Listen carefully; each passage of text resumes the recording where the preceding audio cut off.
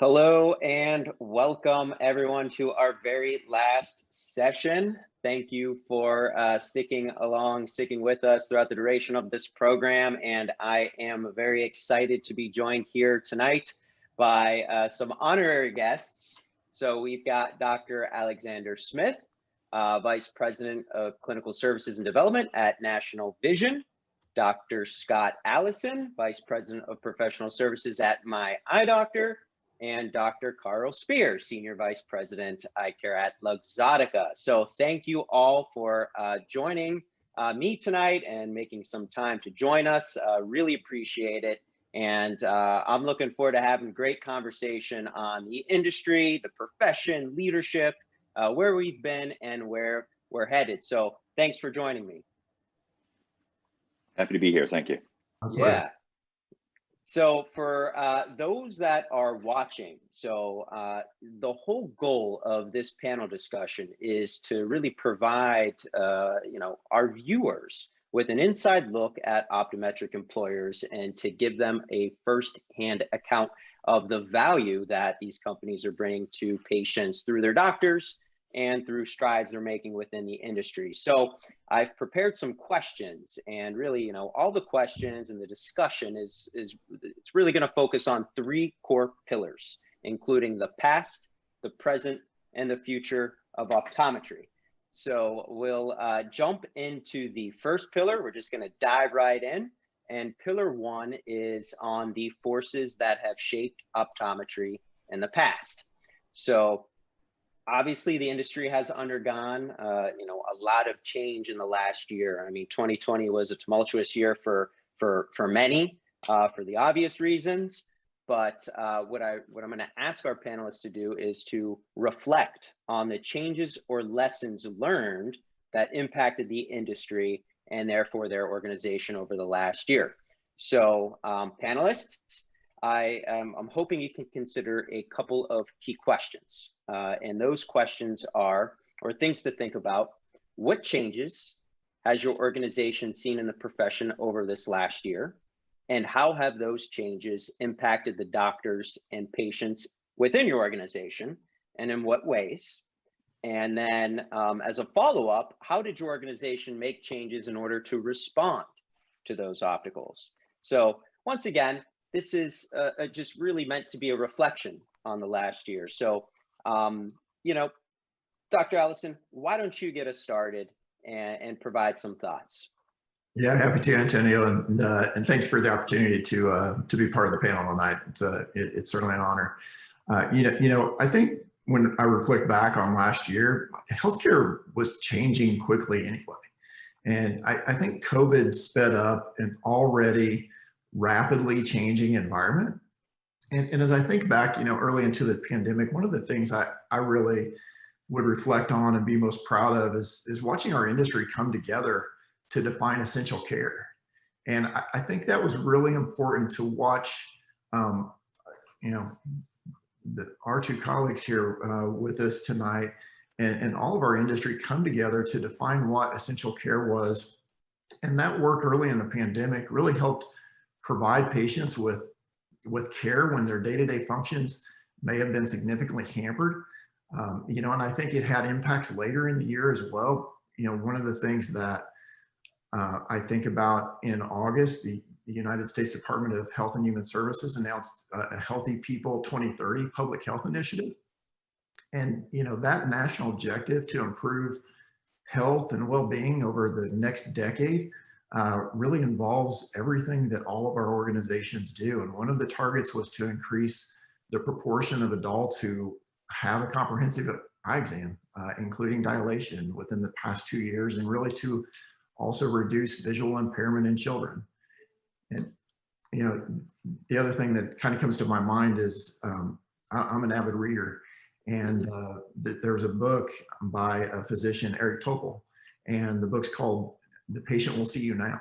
And I think that that's really where our industry was going, right? And it's about healthcare and medicine, and it's about the patient taking control of their own healthcare and improving transparency throughout the healthcare systems. And that means patient portals and and giving patients greater access. And I think that those are some of the changes that we're going to see in our organizations.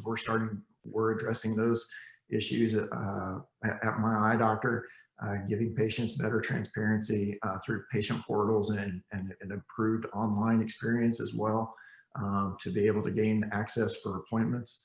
And, you know, again, just kind of reflecting back that eye health exams are an essential part of healthcare. Yeah, no, most definitely. And, you know, I'm curious, Dr. Smith, I mean, what changes did you see? And, you know, how did your organization respond? Well, first of all, thanks for having me, and good to be with you here, gentlemen. Scott, you actually made a great point about the essential care thing. I mean, that was so huge for us to sit back and reflect on optometry and what it's all about and what we're trying to do. I actually just came back a couple hours ago, believe it or not, from our first live conference with about, you know, it was 100 of our leadership doctors, and it was so amazing to see everybody. I don't know if you guys have done that yet, but man, that was crazy. And this was one of the big topics. Was they talked about just the sheer speed at which optometry has been changing. And I agree with Scott, it's been changing, but you know, the pandemic obviously pushed it along, and just so much is happening, you know. And for us, it was key to be close to the doctors, to talk to the doctors, to get their advice, spend time with them. And they were really kind of our key to everything. I mean, literally when we had to back in, you know, when we were changing and closing the stores, like it was the doctors that kind of told us that we had to do it, you know, because they were the medical professionals. So, and there's just so much happening, right? There's so much disruption. There's so much technology. There's remote medicine. There's RX extensions. There's so many things that optometrists would never even dream would be in their world. And now all of a sudden it's at the forefront, and we have to embrace it. And I think we're embracing it together and trying to figure out ways together, the different organizations and the doctors, to keep it all working well for patient care. You know, our CEO, Reed Foz, is a great guy. And at the conference, he said, you know, we are seeing the biggest change ever in optometry right now. Like, we are living through it, you know, over these last couple of years. And it's just pretty amazing to see in a profession that traditionally really doesn't change at all, you know, over the last like 100 years, how much has really happened. So yeah, it's been pretty amazing. Yeah, definitely. And Dr. Spear, I mean, just to round that out, I mean, do you have anything to add to that, or anything that you've seen? Yeah, so there's a couple things. First, like everybody else, thanks for having us. Thanks for being here. Thanks to Covalent Careers. And I know there was great registration, so fantastic event. Thanks to all the doctors that have joined. I've got a little bit of a unique situation because I get to represent really 4 different banners on the retail side. So when I look at our lens crafters at Macy's, Pearl, and our Target optical brands, we see different dynamics in all of those, and we're able to provide different modalities for different patients. One of the things Scott and Alexander both sort of touched on, you know, I want to commend both of them. It's great to be here with both of them. And obviously we're talking to potential doctors that would work within our organizations. And what I would say is if you go and work with one of these guys, I have the chance on our wholesale side to work with them and their organizations, and great people. And what you'll find is they're true advocates for all the doctors that are out there. As far as what we really saw in this past year, it reinforced one of the things that we always say: people are more important than processes. People are more important than equipment and everything else. And so we've really focused both on patients and our doctors, and even a lot of the attendees. A lot of them are students. Just watching what they did. Watching them have to adapt and be flexible with their education, watching them have to move to online. And I think that online piece and technology may be the biggest thing that we saw, and how much it's going to affect in the future. With a lot of us being at home, running remote meetings and not being able to get together in person, what we saw was you can accomplish a lot with technology. We saw real advances in remote care, both for medical emergencies and for comprehensive exams.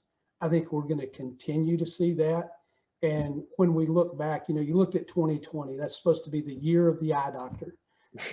And, you know, you know, when you first look at it, it's like, man, the year got messed up. I'm sure you guys like us had big plans to celebrate, and I know all the other groups did. And it got all it really changed. But in the end, I think the essential care piece, and I'll talk about that a little bit later, I really think as we look back, 2020 really will have been the year of the eye doctor. I think it was going to be a sentinel year for where we moved healthcare. So, sometimes our biggest obstacles, biggest challenges become our biggest blessings. And ultimately for eye care, I think that's where we're going to be from 2020. Yeah, no, and I mean, I'll tell you something, that was the perfect segue into pillar two. And that is about really looking at the success stories from 2020. And just like all of you really spoke about, all of this change that was brought on really also resulted in, I think, a lot of positivity as well, things to be proud of. So in this next pillar, really, I want to talk about and celebrate some of the successes from 2020, because like you said, Carl, I think if you look deep enough, there's a lot there to be, really proud of. So, so really what I'm going to ask you guys now to do is just reflect on the successes of 2020. And now we're, moving into 2021, of course. It's May, the year's flying by already. But I'd like to hear about some of, maybe the biggest wins from 2020. So, Alex, maybe you can go first here. Sure. Well, first of all, Carl, I love what you just said about 2020, because I was so bummed about it not being the year of the eye doctor. But I love the way you just said that it actually really was. And I think you're right. I hadn't heard it put that way. But yeah, it did end up being a good year in a lot of ways, right? We had to reflect on optometry, like we talked about with the essential eye care. We continued to stay strong with, working with social justice and inequities. There were so many things that were happening, right? We had the opportunity to start this diversity, equity, inclusion council, which is pretty amazing. And I mean, it's amazing how much wonderful feedback and how many changes we've already been able to make in just a few short months with that. And I'm sure you guys, it's the same for you as well. And just, having that, giving everybody that sense of belonging and trust in National Vision and, all of our practices, and just making sure everybody feels included, has been huge for us. So that was a big win that we're starting down that train, and that's going to be a long road, but, we're committed to it. We partnered with a lot of different groups. We've been working with the schools, obviously. The schools were one of the first ones to reach out to us to say, oh my God, my students are suffering. Like they literally can't go to their externships. We were able to, take some of the students and bring them to some of our sites when we reopened, because we opened pretty early. So that was good. We've had to ramp up some of our clinical training for new grads, because the class of 2020 and now 21, they just haven't had the same experience. And so, that's been nice to be able to do that. And it was something we've always wanted to do, but now it just sort of put us into, full force to do it more. So it kind of feels like, with all this stuff that has happened, and especially with the social justice part, is as these big corporations, that we all work for, it's kind of our obligation, right, to be at the forefront and to be talking about it and try to make things better. So to us, I think that's definitely one of the big things that, that's come out of this. Yeah, and Carl, maybe you can pick back up where you left off here, but just thinking about the biggest, some of the biggest wins that your organization can celebrate this year, that providing new value and benefits for your optometrists and your patients moving forward. And Alex and Scott have both mentioned it, and I'm going to ask them to forgive me because I'm going to brag a little bit about our organization, because early on in the pandemic, we started to see different organizations decide, hey, the pandemic's here and we're going to close offices. And I remember very vividly heading out to a ski trip, being in Colorado, the slopes getting canceled, never getting to ski. Coming back the next day is March 15th of last year. I can tell you exactly when it was. And all during that, we were having conversations internally at Luxottica across our retail brands on what to do. And the thing I'm most proud of is, we made a conscientious decision that we never closed our locations across any of our banners. We never, mandated a close at the Pearl, the Target, or the Lens Crafters. And I was so proud that we felt like we put the patient at the center of it. We feel like, as our position in the industry, that we are a leader in eye care. And we felt like early on that eye doctors and optometry, eye care, eyewear is essential. So I feel like we defined essential. I think, we were essential before essential was cool, when everybody else was closing, and we continued to operate. And so my biggest, win from the year was honestly the emails and the comments that we got from patients. Early on, comments from a surgeon in Cincinnati, a pediatric surgeon who had broken his glasses. It was like, man, if you guys hadn't been open, I don't know what I would have done. Nurses that were, -7s that couldn't get their contact lenses, that could come in and get contacts. Kids that were now doing remote learning that needed replaced glasses in order to do that. Firefighters, policemen. So for us, for me personally, for our doctors that were out there on the front lines taking care of those patients, those emails just tremendously rewarding.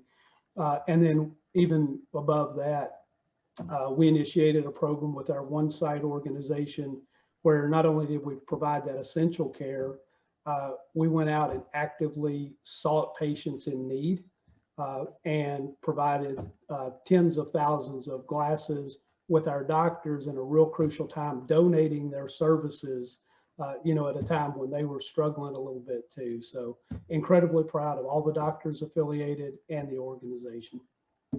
Yeah, stories like that definitely make it always worth it. But Scott, I mean, I want to turn it over to you. Let's keep the celebration going here. Give us some more positivity. What are you most proud of? Yeah, there's so many things, Antonio, as you think about it, because we were really blessed at my eye doctor. We had our leadership summit, and Alex, I'm jealous that you got together with all of your doctors, and just, I was at an Indiana Optometric Association event a few weeks back, and just seeing the interaction and collaboration with everybody, you could see that people are craving that, and it was great to be part of that event. And we were really fortunate during our leadership summit late in 2019 to invite the author of The Long Distance Leader.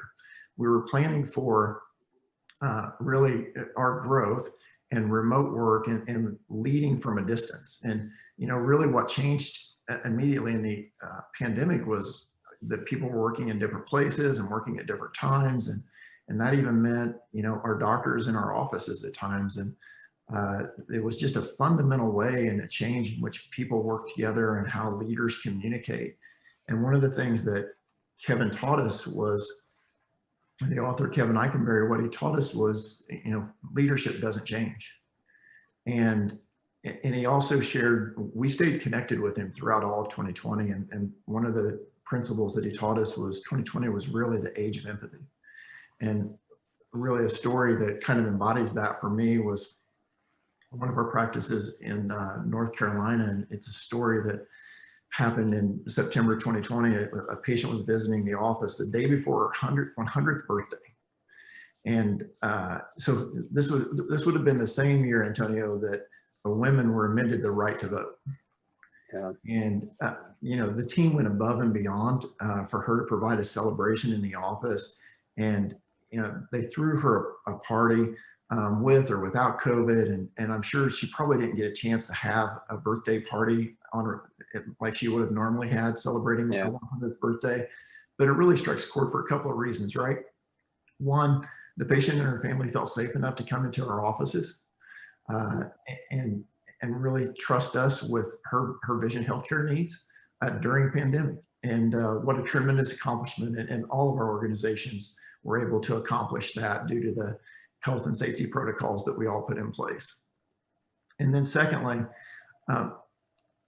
the piece of empathy that really comes to mind is everybody, all of our doctors, all of our team members were going through something. And, our team provided that patient a birthday that day. But one of the facts of that story was our general manager, and what wasn't public knowledge was that our general manager's husband was battling a terminal cancer. But yet she's still willing to have all of that weight of the world on her shoulders and really care for a patient and one of the values of my eye doctor of prioritizing care, and something that all of our organizations would do. And to me, that's when I think back about last year, empathy is a word that will always be associated to me with 2020. Yeah, certainly. I mean, I couldn't agree more. And, I really just hearing all of you guys, share these stories, I do think that there's really just a lot to be proud of. I mean, just, organizations, our colleagues themselves. And so, those are all great stories. Thank you for sharing those things. And which brings us into our next pillar here, which is just really looking forward to the future. And it's amazing to see how much we have changed in just 1 year, and how much will we change in the year to come? Who knows? I guess it's it's to be seen. But we're into May so far of this year. But just thinking about 2021 into 2022, there's no doubt that your organization's plans are going to really impact a large number of optometrists, and therefore a large number of patients. So as we look forward to 2021 or, and into 2022, what I want to do now is just really discuss what doctors can expect from your organization going forward. So I just want you to think about really the key question here, and that is just, reflecting on the past, looking into the present, but obviously going into the future. What are some of the trends in this industry, or continuing trends, you believe your organization will continue to embrace going into the future? So Carl, I'm going to kick this one off to you here first. Yeah, so you couldn't have asked this question for me and for our organization at a better time. Today, ironically, is my 3rd year anniversary in my role at Luxottica. And today also marks a huge day in the Essilor-Luxottica merger, as we had our new board of director vote, appointed a new global CEO for the Essilor-Luxottica organization. And, with that comes tremendous responsibility as the largest, the largest in eye care. And with part of that, provides tremendous opportunities. During COVID, we were able to open our supply chain and help provide PPE to a lot of the schools and colleges of optometry. We were able to procure and provide PPE to local hospitals at times when they couldn't get it. So we're going to continue to be a leader. Also, I think it gives us the opportunity to expand on the technology that's out there. I think it gives us an opportunity to embrace the change.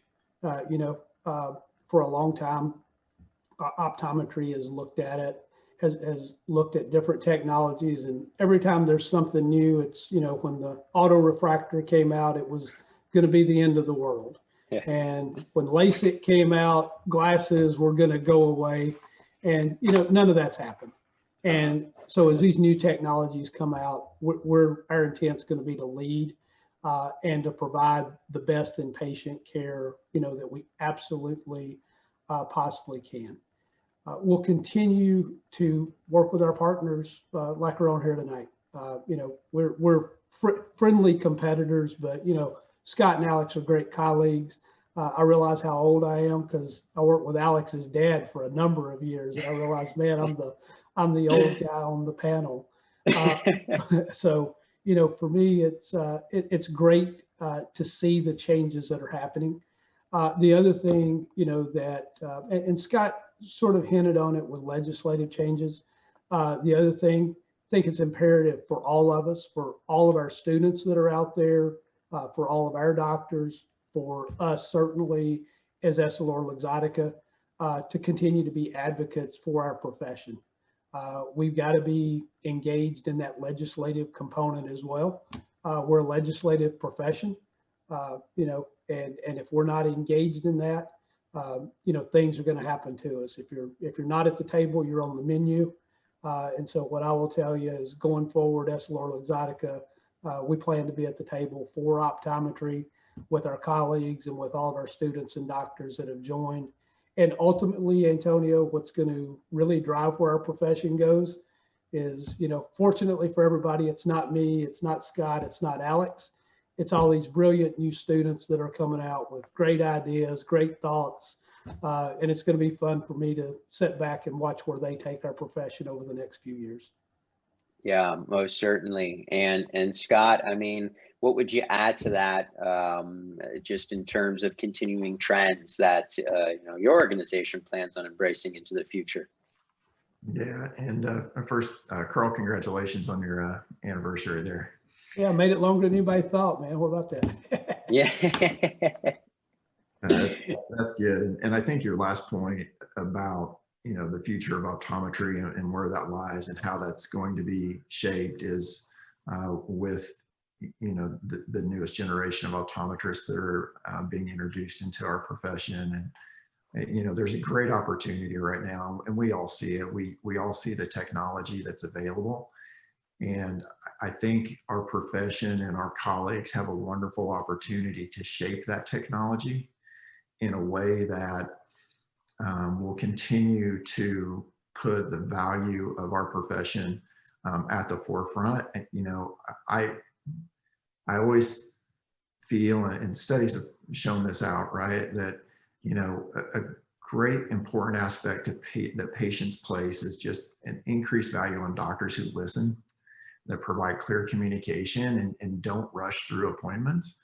And there's great ability with this technology to develop it in a way that you can provide a wonderful exam and meet those three elements that patients are looking for, and to give patients greater access.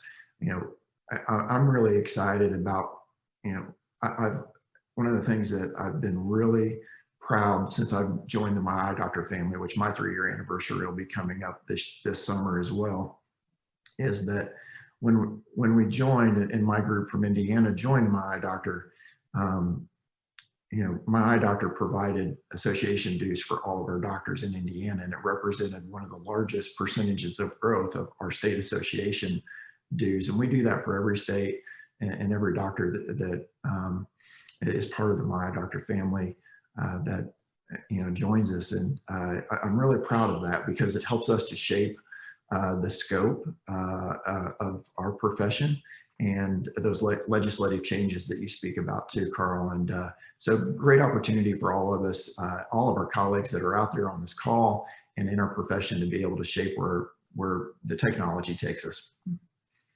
Yeah. Well, congratulations to you as well on your anniversary. And Alex, I'm going to turn it over to you here. Any other thoughts or anything to add in terms of trends going into the future? Yeah, well, not surprisingly, these two gentlemen hit it out of the park, and I agree with everything they're talking about. But certainly, first of all, is, you know, going back to something Scott said earlier about this empathy piece, right? And number one, we got to keep this sense of community that we always knew we had, right? All of us always knew we had, but we didn't realize we had it like this, probably. I mean, like, everybody came together, right? Literally, the patients, the doctors and the staff, everybody was doing things for each other, right? So we have to keep that going. You know, it just makes us stronger, like one big family. Obviously, the biggest thing I think that's coming, I think we all talked about it, is technology. We, you know, to your point, Scott, we know what's out there. The great thing I think about this group here is that we always work together. You know, we try to all fight for the profession, kind of like Carl was talking about. And I think if we continue to do that, and we continue to look at the profession as one big, you know, unified group, and try to push optometry forward, you know, there's a lot of disruption out there. You know, there's a lot of really good technology, but there's some technology that's not so good, right? And I'm talking about in the eyes of the doctor. We got to figure out a way to embrace the technologies that the patients want, because I mean, the patients are going to find a way to do it if they want it, right? And so we got to figure out a way to embrace that and make it pro optometry. You know, we got to get these young doctors involved. We get them to help us figure out ways to do it, because they're much more technologically advanced, right? Remote medicine is going to be a huge piece. You know, it was something that, you know, I'm sure it's similar in your guys' organizations, that doctors were completely against in a lot of ways before COVID. But then COVID kind of changed a lot of perceptions in a lot of ways. I think actually one of your things, Antonio, your groups, I mean, you said like that doctors are like 58% more, you know, interested in remote medicine, are more likely to talk about it. So we're exploring that. We're exploring it extremely carefully, slowly. We only believe in a synchronous remote medicine platform, one where the doctor's involved 100% and 100% involved in the care and all the decision making. And if we can get that right, who knows what the future is going to look like, right? I mean, right now you could have doctors sitting at home doing eye exams, right? And patients are sitting in the chair, good, comprehensive, full, full scope eye exams. We're not talking about like the Visiblies and those guys that are maybe not doing it. But who knows, maybe someday the patient's sitting at home and they're getting a full eye exam. I mean, how do we take a phoropter and a slit lamp and all that stuff and put it into a screen and make it happen? I mean, if the patients want it, the technology will get there. So I think we just have to really embrace it, and it's going to continue. It's the most change we've ever seen, like we talked about, and we just got to go with it and make it good for optometry. That's the number one thing. It's got to be, doctors have to be number one. Like if there is remote medicine, the doctor has to be involved. That's the most important thing, because that's what's best for the patient. Yeah, Alex, I mean, I agree on all those points, and just thinking about what you said, how and just really thinking about this panel as a whole. Last year obviously was very challenging, but like you said, Alex, I think it really brought us all together. And as you were saying, Scott, there was it was the year of empathy, so to speak. And Carl, like you were talking about, I think there's just a lot there to be just proud about and to take going forward into the future. So I do think that there's a lot to look forward to as we forge ahead, and in this profession, in the industry. And I do think that we're really well positioned to continue thriving, just together. So we'll see what the future holds. But I want to thank all of you for taking the time to chat with me tonight, and to chat with our viewers and our colleagues. So thank you again. And we'll have to do this again soon sometime. Yes, thanks guys. Good to see everybody. Thank you. Hopefully in person sometime. Yeah, yeah, hopefully soon. So hopefully soon. yeah, so I'll be back in just a minute or two with just some final closing remarks and our final raffle code. And so I'll catch all of our viewers here in just a moment.